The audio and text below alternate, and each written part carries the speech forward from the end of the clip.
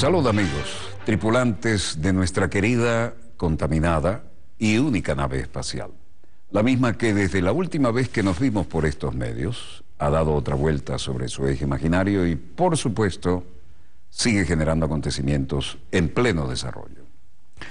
Entre ellos, la noticia que hoy recorre las salas de redacción de la información internacional en todo el mundo es lo que insinuábamos anoche al cierre de nuestro dossier, que probablemente estábamos asistiendo a las últimas horas de Shimon Peres.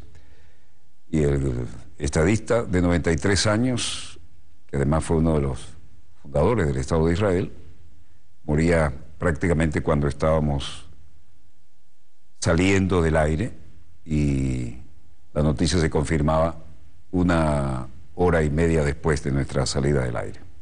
De manera que hoy el raconto es obligatorio y abriremos nuestro dossier con los acontecimientos que están en pleno desarrollo en Israel y las diferentes lecturas que hay de este hombre que fue uno de los fundadores del moderno Estado, pero que además tienen varias responsabilidades según la lectura que se le dé en su papel en la historia.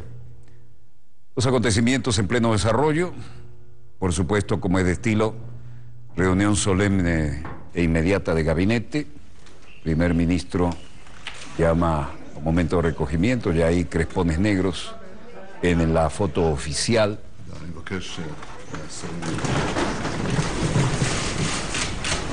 Israel llora a Shimon Peres, Palestina lo repudia.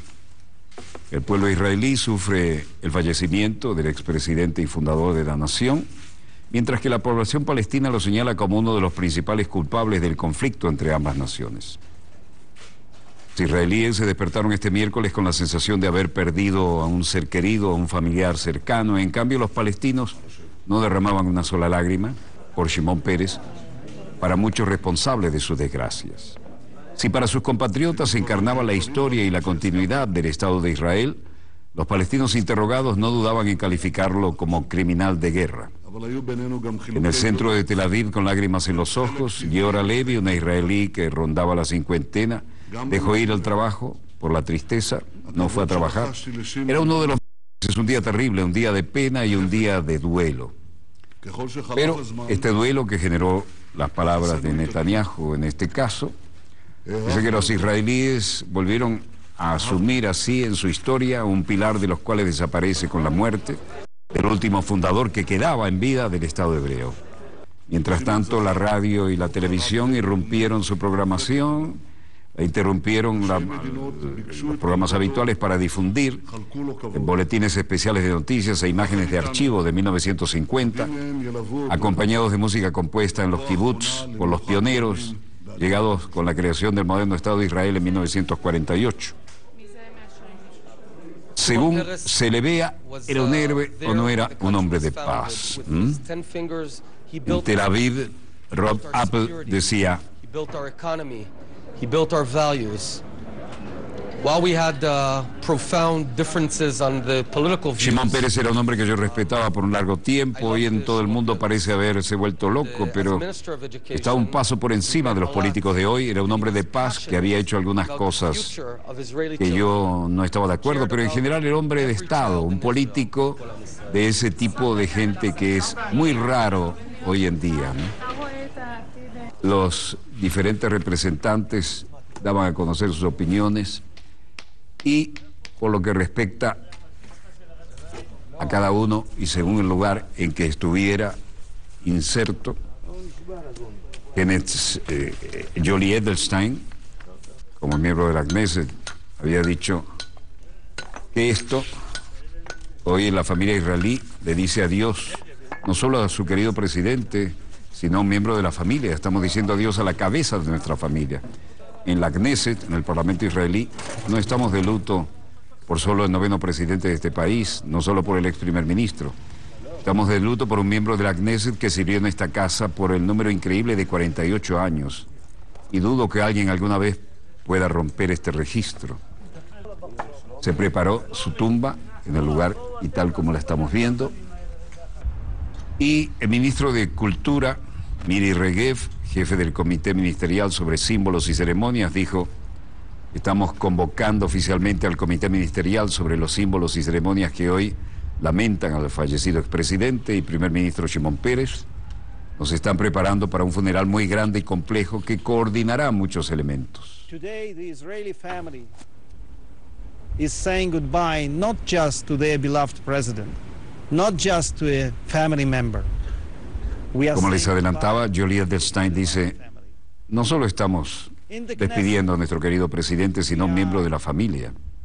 En la Knesset, no solo estamos de luto por el noveno presidente de este país, no solo por el ex primer ministro. Estamos de luto por un destacado miembro de la Knesset que sirvió por el increíble número de 48 años. I doubt whether anyone will ever break this record. Las banderas a media asta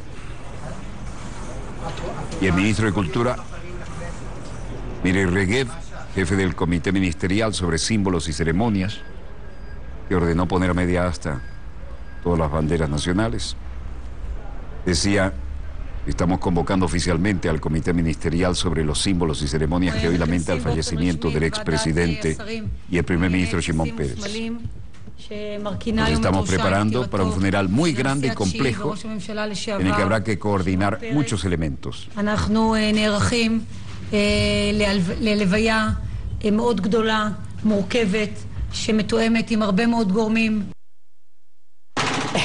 Reunión de gabinete. Mientras tanto, en Alepo, Siria, las cosas con el dramatismo de todos estos últimos meses. El oficial de campo aquí decía: entramos en el distrito de Al-Faraj y se rompió la primera línea de defensa de los grupos terroristas armados en la zona y hemos logrado controlar y tomarle su equipo. El ejército sirio, mientras se declaraba el duelo general en Israel, lanzaba una ofensiva terrestre contra las zonas rebeldes de Alepo. El asalto final a Alepo giró ayer hacia la ofensiva terrestre y las fuerzas del gobierno sirio y sus aliados concentraron tropas y carros de combate para intensificar las operaciones contra las milicias rebeldes en el este de Alepo. Las fuerzas de infantería gubernamentales lanzaron ataques coordinados en 4 frentes con apoyo aéreo y de vehículos blindados. El gobierno de Damasco se atribuyó la conquista de un barrio, pero la oposición dijo haber rechazado la incursión. Como ven, de aquella hermosísima ciudad, lo que quedan son ruinas.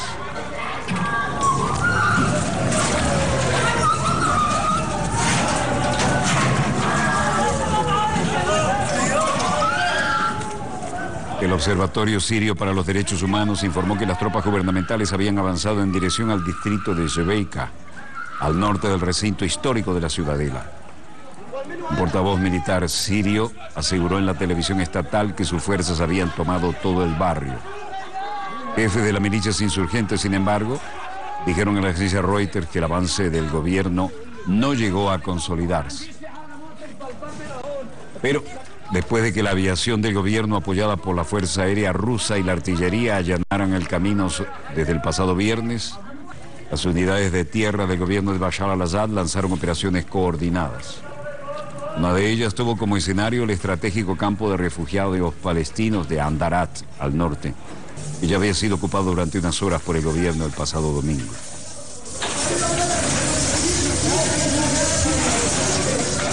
La ofensiva terrestre golpeó también una zona próxima al hospital de Kindi en el norte, el distrito central de Reshidin y el barrio de las 1.070 viviendas al suroeste.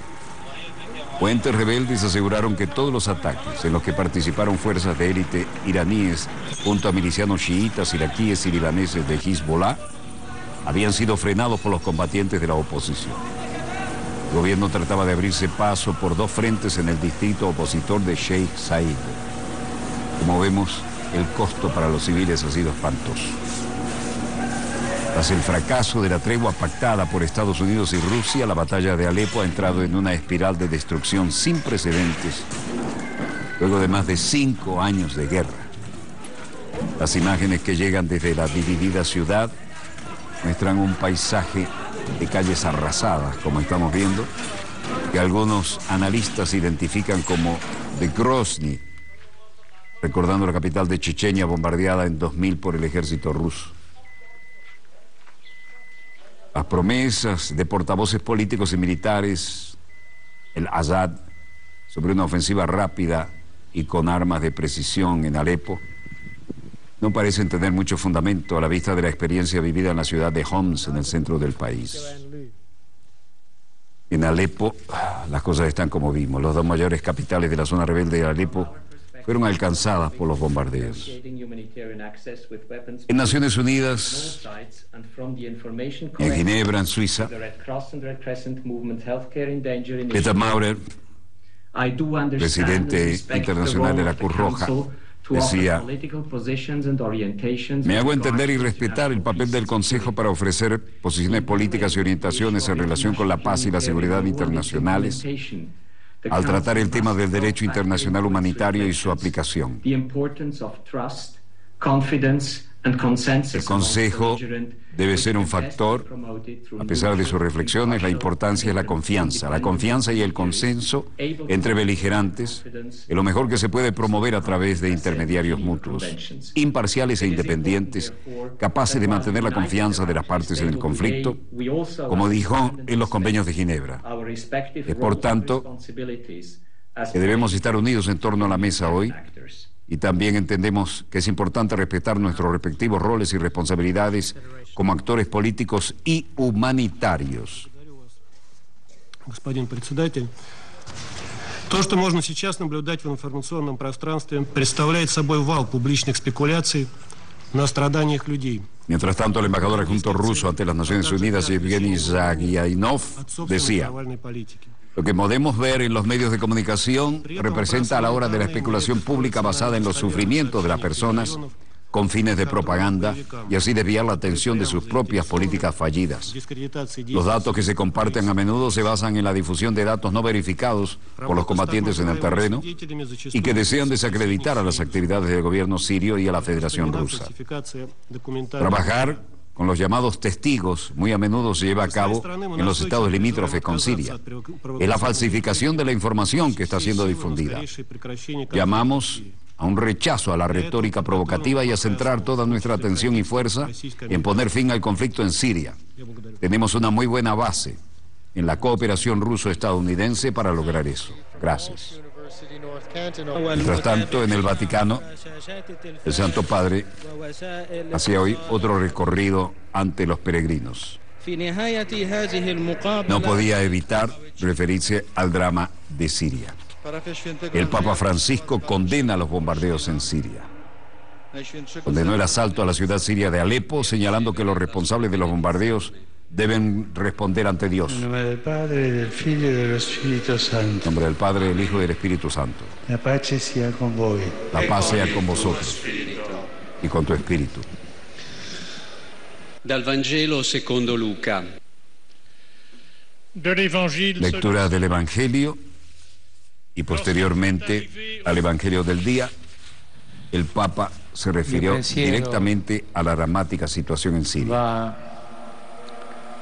Un'altra volta alla amata e martoriata Siria.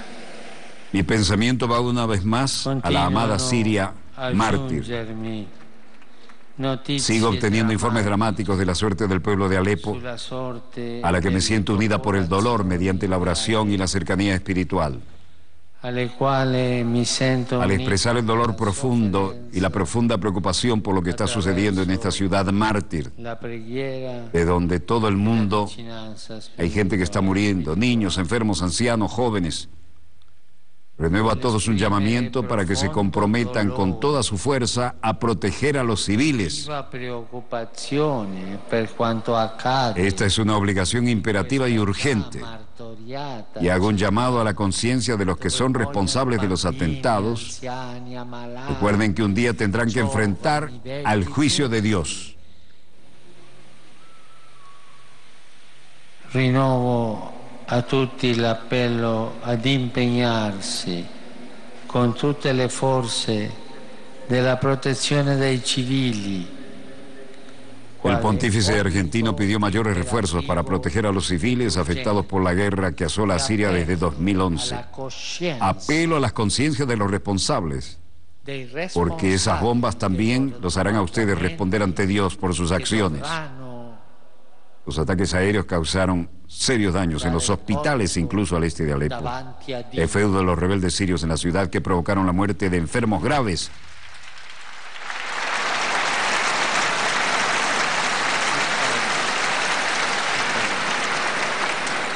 Después del comienzo de la parte Los militar, intentos de cortejar a los terroristas del Frente al-Nusra le pasarán factura a Estados Unidos, ha afirmado la portavoz del Ministerio de Asuntos Exteriores de Rusia, María Zaharova, en la declaración que ha hecho hoy a nivel oficial. El hecho de que ahora ellos están jugando lo que está haciendo el Consejo de Seguridad, ordenando estos espectáculos, coqueteando con el Frente de al-Nusra, están llevando a la oposición moderada y sin moderación a que esto se transforme en una desgracia generalizada. se puede hablar de acciones no claras. Zaharova ha recordado que Estados Unidos ya tiene experiencia en coquetear con militantes de organizaciones radicales en Afganistán desde la década de 1980, lo que condujo a la aparición de Al-Qaeda. ¿Para qué de nuevo ir por el mismo camino?, dijo. Cubiertas supuestamente por la lucha contra el Estado Islámico y otros grupos Y es que este camino es tan parecido que da miedo que no entiendan lo que están haciendo, protegiéndolos y coqueteando con ellos. La portavoz del Ministerio de Asuntos Exteriores también señaló que la política de Washington en Siria hoy es en gran parte se debe al deseo del presidente saliente Barack Obama de dejar huella en la historia, así como a los requisitos de la campaña electoral en curso. Gravísima acusación. Primero van las declaraciones de altos cargos oficiales y personas oficiales, normalmente de los países que, por desgracia, todavía no entienden por varias razones los pasos y la lógica de la política rusa en esa dirección. Primero vienen las declaraciones oficiales que dan el fondo a varios reportajes y publicaciones. Esas declaraciones vienen acompañadas de comentarios que se refieren a opiniones de varios fuentes no oficiales y no confirmadas y a veces aún no nombradas.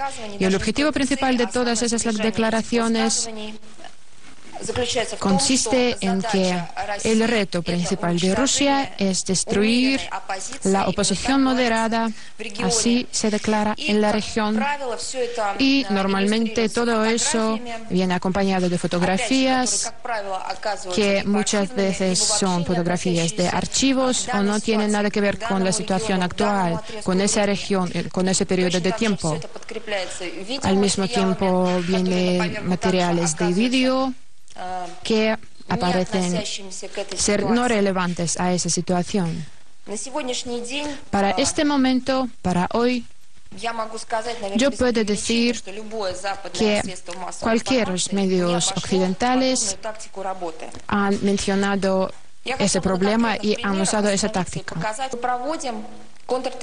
Realizamos una operación contraterrorista tras la petición oficial de Damasco, y ese tipo de operaciones nunca se realizan desde las tribunas de ruedas de prensa o algo así. La operación contraterrorista está destinada a destruir a los terroristas, y si hay preguntas sobre la implementación de ese tipo de acciones, la Federación Rusa está abierta a ese tipo de contactos con nuestros colegas del extranjero, y tenemos canales del Ministerio de Defensa. En suma, guerra de comunicados, y el director adjunto del Comando de Operaciones Principales en Rusia, Víctor Pozhnikir, decía: la situación en Siria se ha deteriorado significativamente. En los grupos de oposición, las provincias de Alepo y Hama, aprovechando la tregua de 7 días que se propone hacer reserva de armas y municiones, lo lograron y se reagruparon y se trasladó a las operaciones ofensivas nuevos activos tratando de capturar nuevos territorios. Mostró los mapas y las zonas y continuó el vocero del Ministerio de Defensa. Nos dimos cuenta de que los grupos terroristas se están preparando con ataques químicos de provocación contra posiciones del ejército sirio y los barrios residenciales de Alepo Oriental para que más adelante se pueda culpar de eso a las fuerzas del gobierno. Tenemos un conjunto de datos adicionales que las unidades terroristas, estrechamente vinculadas con el Frente al-Nusra, estuvieron involucrados en el ataque contra el convoy de ayuda humanitaria en la zona de las Naciones Unidas, Umm al-Qubra.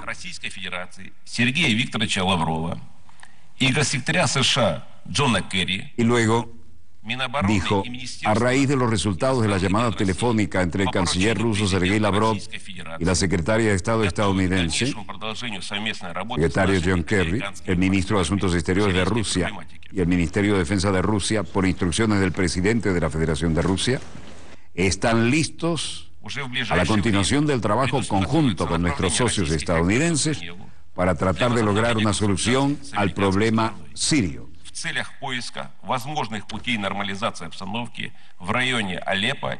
Tenemos la intención de enviar expertos rusos a Ginebra antes de reanudar las conversaciones con Estados Unidos para encontrar maneras de normalizar la situación en Alepo y Siria en general, y contamos con nuestros socios estadounidenses para estar listos a trabajar juntos. Todo un desafío que lanzó, ¿no? Lavrov a Kerry le dice, Estados Unidos no sabe diferenciar a los rebeldes de los terroristas en Siria. Y vean el muro que ha generado Turquía, 900 kilómetros de muro, esa zona blanca que ven allí. Ríanse del muro de Berlín. 900 kilómetros de muro con los que Turquía pretende librarse del problema de Siria. Turquía, ángulo oriental de la OTAN, se protege ante cualquier avalancha de refugiados, entre otras cosas.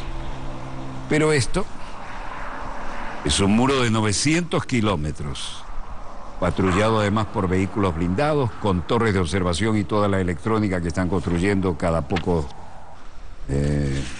centenares de metros. Además le siguen, como ven, alambrado militar de púas. Esto deja enano al muro de Berlín. Turquía terminará el muro en la frontera siria en 5 meses, dicen los responsables. Ankara ha recibido presión de sus aliados de la OTAN para sellar la frontera con el territorio sirio controlado por el Estado Islámico, mientras que también está preocupada por la presencia de la milicia kurda que controla la mayoría de su frontera con Siria. La construcción de este muro fronterizo para combatir la inmigración y el comercio ilegal comenzó en 2014, cuando Turquía mantenía una política de frontera abierta que permitió la llegada de casi 3 millones de sirios solicitando refugio en el país. En Ankara, el ministro turco de Justicia, Bekir Bozdağ, era entrevistado y decía: el diálogo entre el ministerio y el Ministerio de Estados Unidos continúa ahora a nivel de expertos. Ellos dijeron que anunciarán su última evaluación sobre nuestra solicitud de detención provisional del clérigo Gülen, y esto se sabrá dentro de un par de días. Y a otra pregunta dijo: ha habido muchas custodias, muchas detenciones, y el control judicial ha sido intenso tras el intento de golpe en 2016. Hay algunas versiones, hasta ahora no ha habido investigaciones. Con 70.000 personas, alrededor de 32.000 personas estarían detenidas. Mientras tanto, Estados Unidos informará a Turquía sobre si extradita a Gülen en los próximos días. El ministro de Justicia turco, Bekir Bozdağ, ha declarado que Estados Unidos le ha prometido que responderá en los próximos días a la demanda de extradición de su gobierno contra el clérigo islamista Fethullah Gülen. En Bruselas, el comisionado europeo para la inmigración, Dimitris Avramopoulos, daba una rueda de prensa. Hello, we can now continue with these. I can confirm that the current controls remain within the conditions Puedo confirmar que los controles actuales se mantienen dentro de las condiciones establecidas por las normas de Schengen. Por lo tanto, la Comisión no ve la necesidad de proponer modificaciones en esta etapa. Sin embargo, nuestro objetivo sigue siendo levantar todos los controles en las fronteras interiores y volver a un funcionamiento normal del espacio Schengen tan pronto como sea posible. Como ustedes recordarán, el espacio Schengen es aquel que permitía a todos los europeos moverse libremente dentro del ámbito de ese continente, de acuerdo al espacio Schengen. Pero ahora con los refugiados la cosa es diferente. El informe de hoy, me dijo en un principio, no prejuzga la decisión que ha adoptado el Consejo a la propuesta de la Comisión de prolongar o no el control de las fronteras internas temporales después del 12 de noviembre de este año.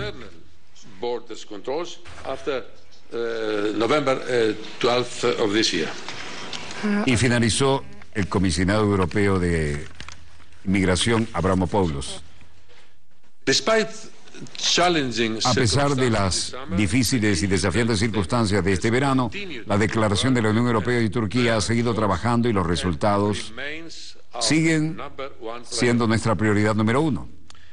Desde marzo, el número de llegadas a Grecia, como lo dije en un principio, ha disminuido drásticamente. La Unión Europea, en suma, quiere hacer más en la gestión de la crisis migratoria pese a los avances que se han logrado. Y en este sentido, muchos esperan resultados más importantes. Mientras tanto, en Kiev, en Ucrania, se sigue investigando aquello del derribo del MH17 y el presidente ucraniano Petro Poroshenko dice: por lo tanto, existe una evidencia firme, completa, de quién cometió este terrible crimen y lleva toda la responsabilidad de este ataque terrorista. Se refiere al avión derribado del MH17. De acuerdo con mi instrucción, el Ministerio de Asuntos Exteriores y el Ministerio de Justicia continúan su trabajo persistentemente y decidimos que la investigación de este caso se llevará a cabo por los países afectados por esta tragedia con la aplicación de la legislación nacional. Por eso instruyo a Poroshenko, dice Poroshenko, al Ministro de Asuntos Exteriores y al Servicio de Seguridad de Ucrania, enfatizar el tema de la seguridad, escuchar al Ministerio de Defensa, al Ministerio de Justicia, continuar la coordinación de las acciones, de modo que el Grupo de Investigación Internacional pueda proveer al mundo con los resultados finales de la investigación y tengamos los resultados que esperamos tan pronto como sea posible. Mientras tanto, Rusia descalifica el informe y niega toda implicación rusa en el derribo del avión de Malasia, el Boeing 377, del vuelo MH17. Y esto no termina.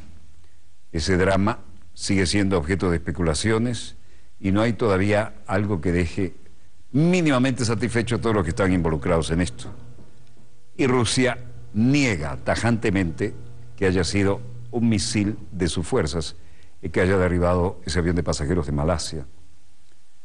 Bueno, no veo en los monitores de satélite algo que mejore la pauta que tenemos. Lo de Israel ya se lo hemos informado.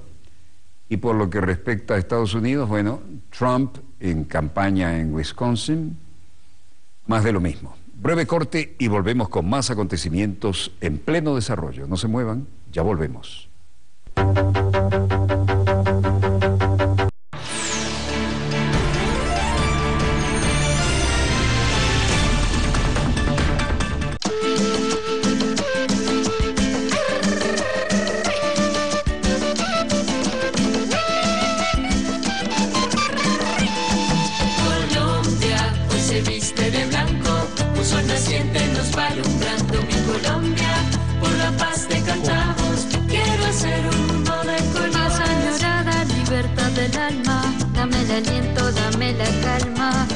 Sanar mi tierra, dame la esperanza.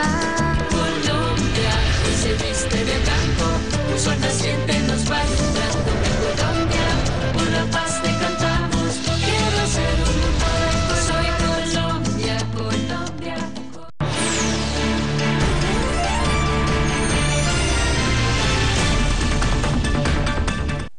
Volvemos con más acontecimientos en pleno desarrollo y hay una interesante confirmación de lo que hemos dicho en varios programas atrás, de la muy fluida situación en el lejano oriente, ¿no? Hay gente que está cansada de guerras y de poner los muertos por aquellas zonas de interés geopolítico de las grandes potencias. Y vean qué significativo lo que ha pasado hoy, ¿eh? Esto para mí es muy significativo. Presidente de Filipinas visita Vietnam. ¿Recuerdan ustedes el catastrófico resultado de Vietnam para los Estados Unidos, ¿no? Y ahora Filipinas dice que no va a seguir involucrados en las maniobras con Estados Unidos, que el último ejercicio fue suficiente y que ahora el mensaje implícito es ya no le haremos mucho más caso a Washington y aquí en la zona tenemos cómo entendernos. Y el presidente de Filipinas va a visitar a Vietnam. Si esto no tiene un profundo significado, no sé qué otra cosa puede tenerlo, pero el mensaje es contundente para Washington y para el Pentágono. Varias lecturas, pero por supuesto fue recibido con todos los honores y esto se presta mucho para interpretaciones y análisis.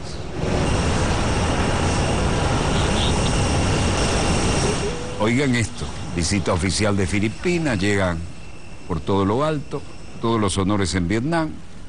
Llega el presidente Rodrigo Duterte de Filipinas, muy informal, y anuncia que su país pondrá fin a los ejercicios militares combinados con Estados Unidos y que el de octubre será el último.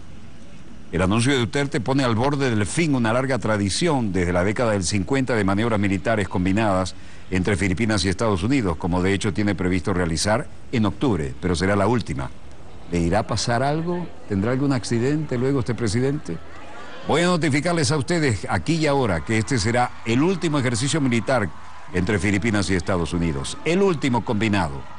Enfatizó el miércoles el mandatario filipino durante un discurso dirigido a sus conciudadanos residentes en Hanoi, capital de Vietnam, donde se encuentra de visita oficial.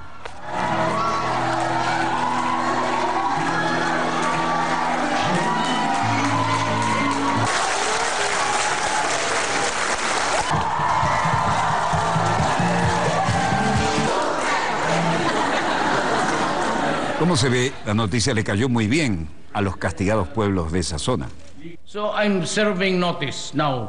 Aquí les estoy sirviendo una noticia, un aviso para los estadounidenses y para los que los rodean. Voy a mantener la alianza militar porque no es el pacto con Estados Unidos que nuestros países firmaron a principios de los años 50. Pero voy a establecer nuevas alianzas para el comercio y para el progreso. Y esto está prevista con la celebración de los Juegos de Guerra de nuevo, las maniobras, que serán las últimas. Que China no quiere y me ha notificado desde ahora que este será el último ejercicio militar conjunto, Filipinas-Estados Unidos. El último.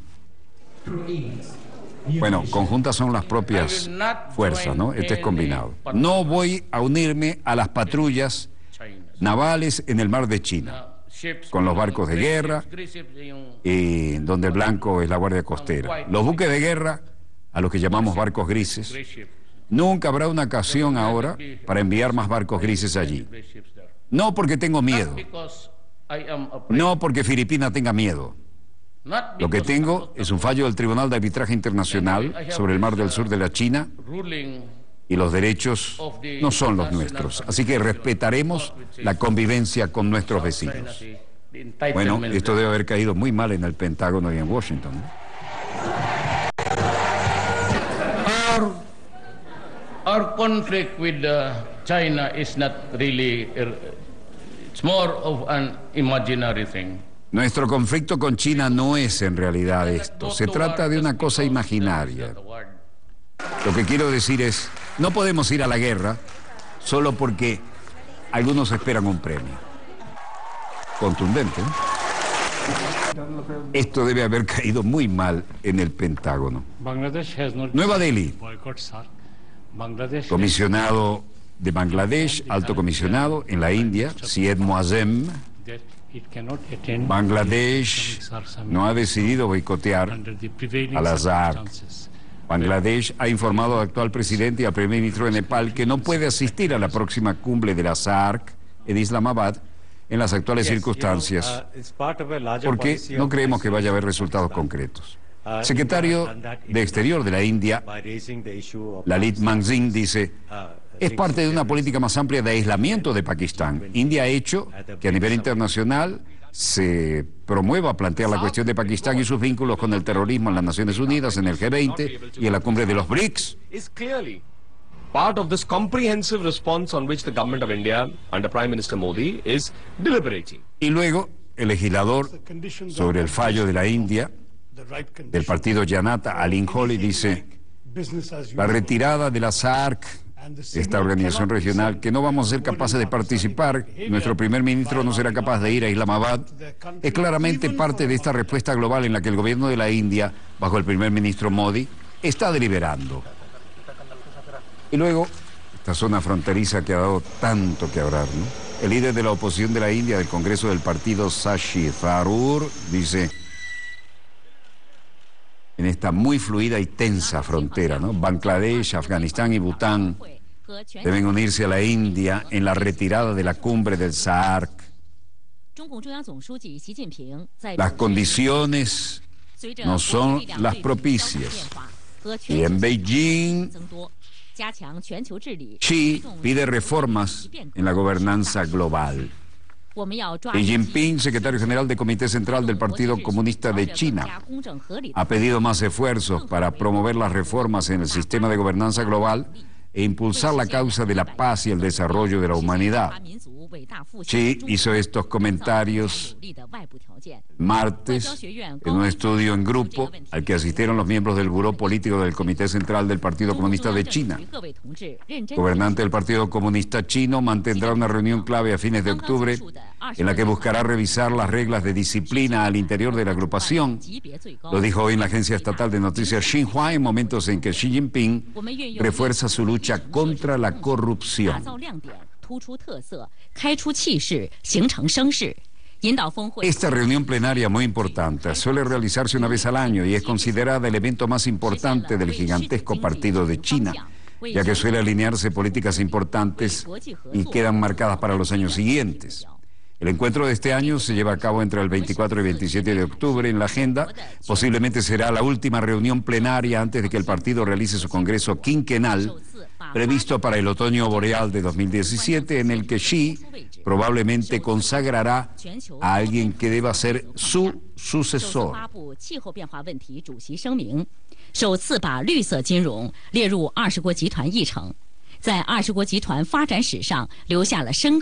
En suma, Xi Jinping, secretario general del Comité Central del Partido Comunista de China, ha pedido más esfuerzos, verdaderos esfuerzos, para promover las reformas para una nueva China, reformas en el sistema global de gobernanza y para impulsar la paz.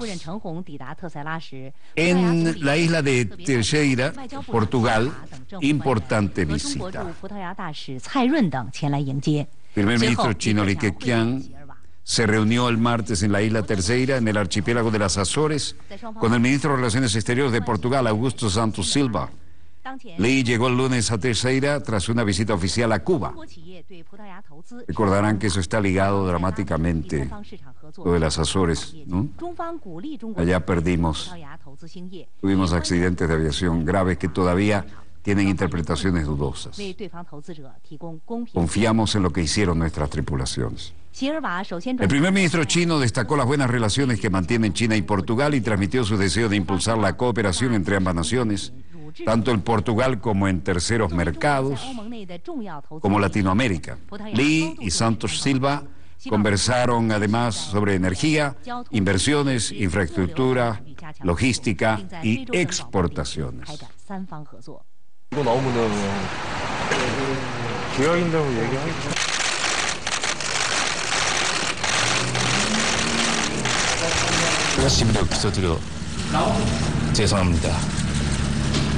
Mientras tanto, en Seúl, Corea, el presidente del Grupo Lotte, Shin Dong-bin, dice: me disculpo por causar preocupaciones. Creo que nuestra empresa tiene un montón de defectos Me aseguraré que podamos hacer las correcciones y hacer una buena compañía. Gracias. Esto es propio de la cultura de los empresarios asiáticos, ¿no? Asumir sus responsabilidades cuando las cosas no andan bien y dar la cara. No irse a otro país, ¿ah? Ni tener cuentas en extranjero. La Corte de Corea del Sur rechaza orden de arresto contra el presidente del grupo Lotte.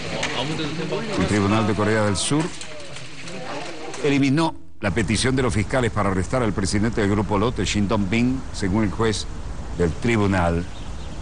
Y aquí estamos en Berlín. Lo que veíamos al fondo era la típica super torre de televisión de la época del Berlín dividido y de la Guerra Fría. El presidente francés François Hollande habla del Brexit y de que deben ser bien definidas las condiciones con las que se va a actuar a continuación de esto.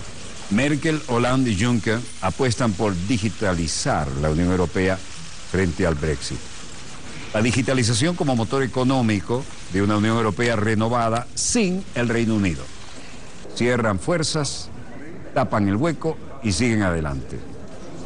Dice François Hollande. Avec le Royaume-Uni, nous attendons que le gouvernement britannique saisisse l'Union européenne. Con el Reino Unido, ahora estamos esperando que el gobierno británico pueda convertir a la Unión Europea e invocar el artículo 50, pero nos aseguraremos que el Reino Unido, de que queremos trabajar con ellos como nuestros amigos, pero de acuerdo a criterios muy bien definidos. Si hay alguna ambigüedad acerca de lo que queremos hacer juntos, lo que no sería nada bueno para la economía británica o la Unión Europea, no la aceptaremos. Es así como nos acercaremos a los asuntos de esta noche. Angela Merkel, la canciller alemana. Heute aus aktuellem Anlass darüber hinaus noch natürlich über die Situation A la luz de los acontecimientos actuales, vamos a hablar también de la situación de la Unión Europea en su conjunto después del referéndum en Gran Bretaña. Vamos a dejar claro que después de la reunión en Bratislava, estamos decididos como los 27 Estados miembros a continuar el desarrollo económico en beneficio de las personas de nuestros países y en beneficio de sus puestos de trabajo. Para ello contamos con un ambicioso plan y una agenda de trabajo muy ambiciosa. Merkel, Hollande y Juncker apuestan por digitalizar la Unión Europea frente al Brexit y lanzan un nuevo desafío. El encuentro transcurrirá a puerta cerrada y es muy relevante dado que las empresas que se sientan a la mesa, entre ellas Siemens, Vodafone, BASF, Iberdrola e Inditex, cubren casi todos los sectores industriales y tecnológicos. Suman unos ingresos de 2.125 millones de euros, emplean a 6.800.000 trabajadores y sus inversiones en investigación y desarrollo superan los 55.000 millones de euros anuales. Todo esto dice, si los ingleses se van, allá ellos. Las referencias a la Unión Europea renovada y sin el Reino Unido que hizo Merkel no cayeron en saco vacío, pues previo a la reunión los presidentes de la mesa, el francés Benoît Poitiers y la empresa Air Liquide, destacó la necesidad de marcar cuanto antes las reglas del juego que regirán las salidas del Reino Unido del bloque.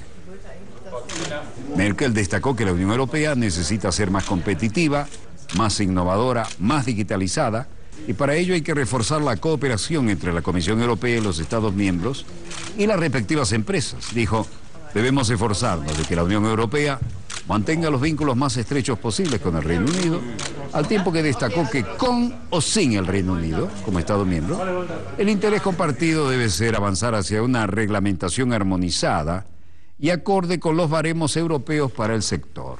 Es decir, no hay problema. Tbilisi, Georgia. El arzobispo de Georgia, Giuseppe Passotto, dijo, al Papa le encanta conocer gente, como es un hombre para reuniones, siempre propicio a reuniones para traer la paz y la unidad.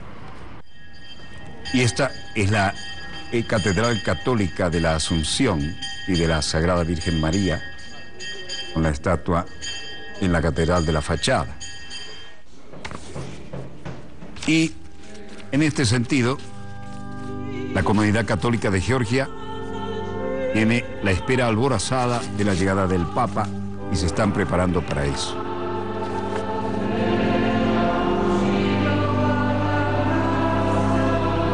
La pequeña comunidad católica de Georgia espera alborozada la visita del Papa Francisco y el arzobispo en Georgia, Giuseppe Passotto, dice: al Papa le encanta conocer gente con este tipo de reuniones de paz y de unidad, por lo tanto, esos serán los regalos, paz y unidad. Por su parte, también declaraba el asesor del presidente de Georgia, Tengiz Bradladze, y se refería a la visita del Papa como un acontecimiento muy significativo, que pone además de importancia, de relieve la importancia de Georgia, porque este es el país cristiano más antiguo y numerosos santuarios que tenemos aquí son muy valiosos, tanto para católicos como para ortodoxos. Y la cultura de este país es el producto de la sinergia de diferentes religiones, diferentes culturas, diferentes civilizaciones.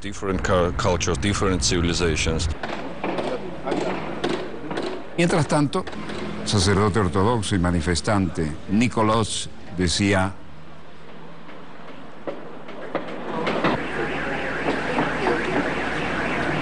en un tono menos optimista al parecer, ¿no?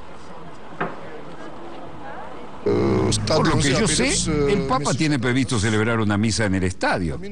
Me gustaría hacer frente a todos los creyentes ortodoxos y decirles que los que asisten a ella van a entregar sus propias creencias. Parece que acá hay un problema de competencias, ¿no?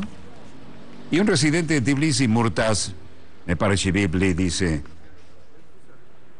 la visita del Papa a cualquier país en realidad es algo muy importante. Y por supuesto, una visita papal es muy importante. Georgia es un país pequeño, él es una figura muy importante y esto me parece muy positivo.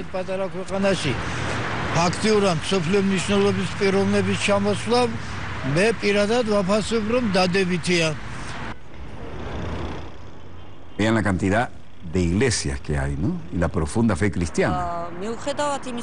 La residenta Irina Mirodadze dice: los georgianos somos una antigua nación ortodoxa que recibiremos al Papa como un representante de cualquier otra religión y como invitado. Lo haremos con respeto.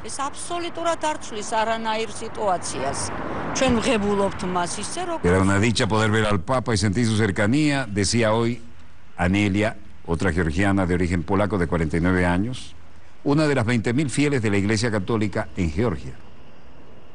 Emocionada, la mujer madre de 3 niños destaca que será la segunda vez que asista a una misa ofrecida por un pontífice en la capital georgiana. En Cusco, Perú.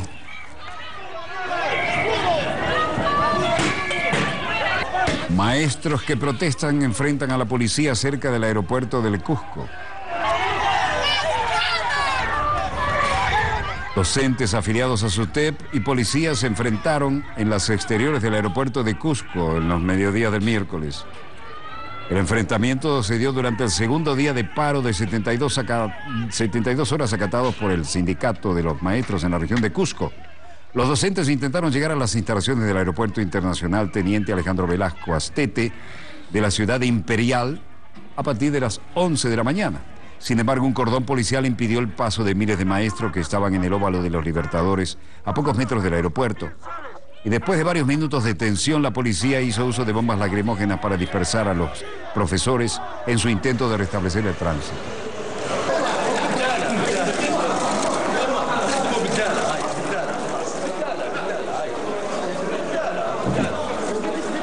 Cumbre de la OPEC. Presidente de la conferencia de la OPEP, el catarí ministro de Energía Mohammed bin Zaleh Al Zada, dice: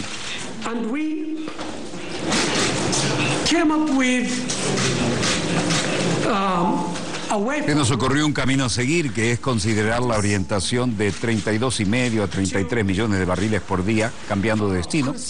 Y estuvimos de acuerdo en tener un comité técnico de alto nivel de todos los miembros de la OPEP para estudiar el mecanismo de intercambio de la producción en los distintos países.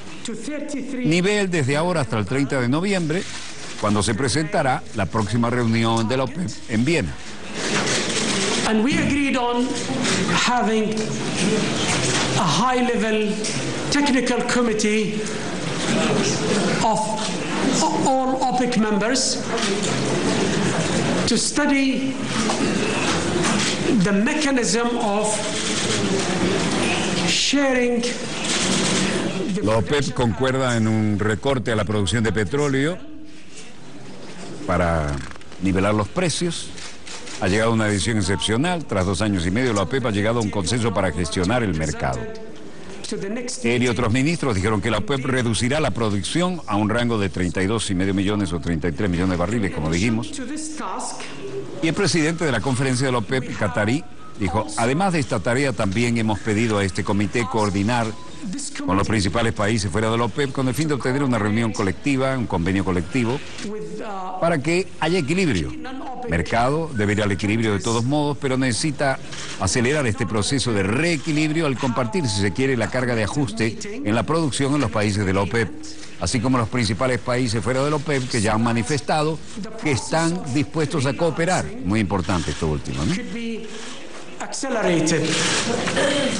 Market is gonna balance anyway, but we needed to accelerate this rebalancing process by sharing, if you like, the burden of adjusting the production within La OPEP en suma ha llegado a una decisión excepcional. Tras 2 años y medio, la OPEP ha llegado al consenso para gestionar el mercado, como dijimos, y cambia la estrategia.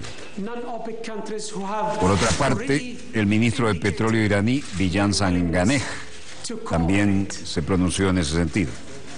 Los productores tendrán que acordar los niveles de bombeo de cada país en su próxima reunión formal en noviembre, cuando se podrá extender una invitación a países que no pertenecen al grupo, como Rusia, para que se unan a los recortes, añadieron las fuentes.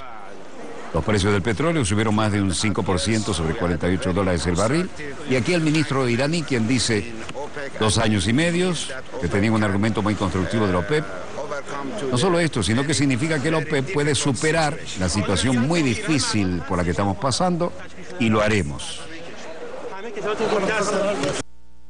¿Cómo se ve?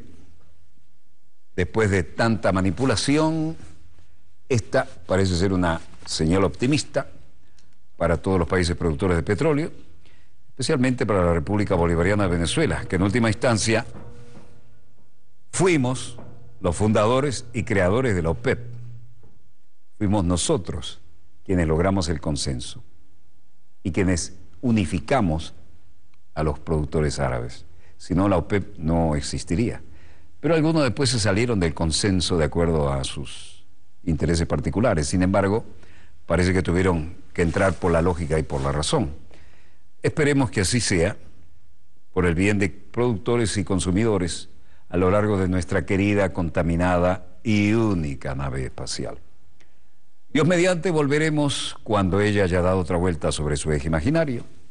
Y aquí finalizamos este dossier de hoy, desde el estudio 3 de Venezolana de Televisión, el canal pionero de la televisión venezolana.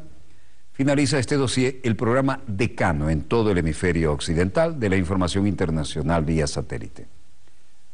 Les habló Walter Martínez, productor y conductor del mismo. Disponga usted de las cámaras, señor director.